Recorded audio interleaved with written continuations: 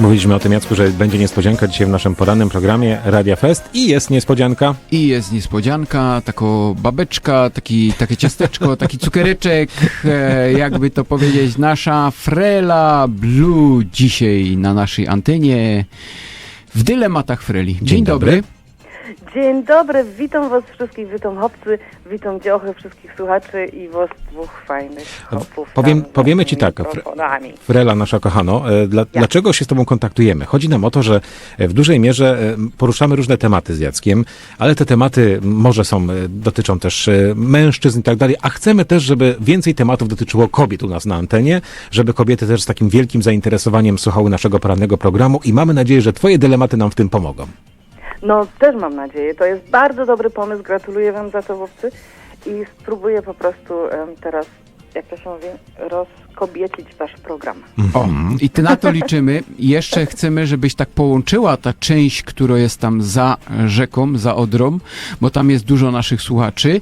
No a ty tak jedną nogą tu, jedną tu i dzisiaj taką historia właśnie, którą gdzieś na twoim blogu Rzek wyczytał o tym, że historie życiowe, kiedy wracasz tutaj na Śląsk, one cię doganiają jakby, nawet w miejscach, w których się tego nie spodziewasz. Jest to prawda?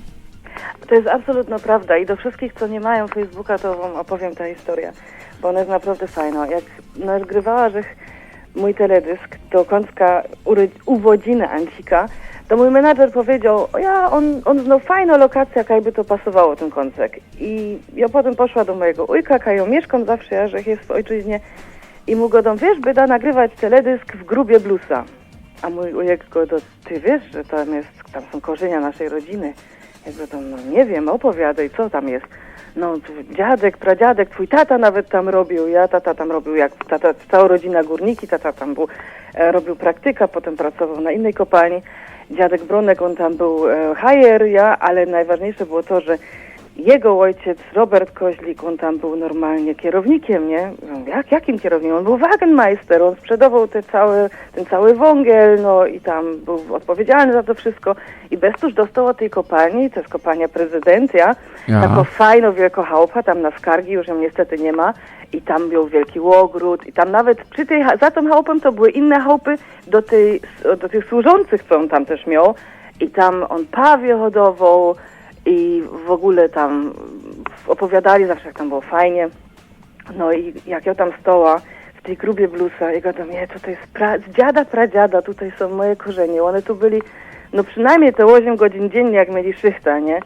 Na tym terenie, na tej kopalni. A ja teraz, ta Frelka, po moich dziadkach, pradziadkach, ja się tam mogła śpiewać i mój pierwszy praktycznie teledysk, który wyszedł, właśnie w tym miejscu, także mój menadżer naprawdę mnie czuje, a ja się czuła tam tak niesamowicie uskrzydlona, to jest po prostu, to tak musiało być, to się tak zaokrągliło, nie?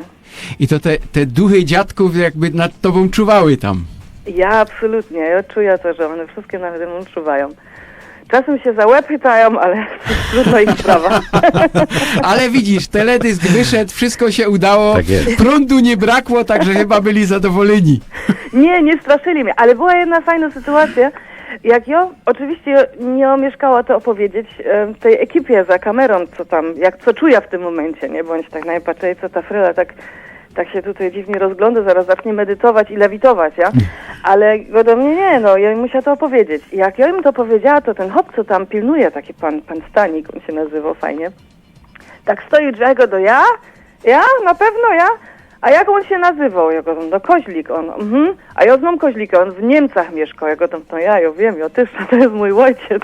I się okazało, że ten Marcel Koźlik to jest stary kolega z wojska, od tego chopa, co tam robi. Także on potrafił nawet tę całą historię potwierdzić, bo on mojego ojca już tyznął praktycznie od bajtla. Tak, ale to ciekawe. Widzisz? To Kaj się nie ruszysz, wszędzie cię znają i wszędzie, że cię pilnowano. A jak była potem w telewizji, nie powiem jakiej, to też jeden hop, co tam robi, mnie poznał, bo ja wyglądam blank jak moja mama.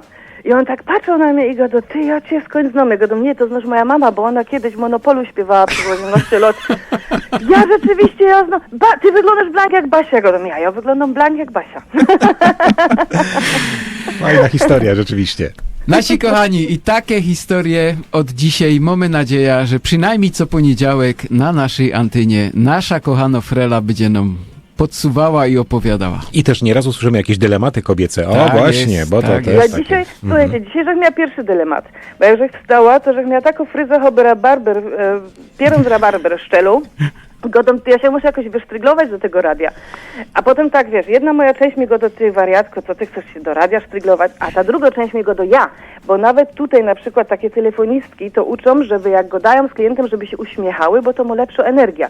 Ja mówię, ja się mogę też taką lepsza energia sprawić, jak ja się wysztrygluję i będę fajnie wyglądać przy tym telefonie. I to już Wyglądam wszystko bosko. wiemy o tym. To na pewno. Dziękujemy ci bardzo. Pięknie ci dziękujemy i do usłyszenia. Do usłyszenia, pa pa.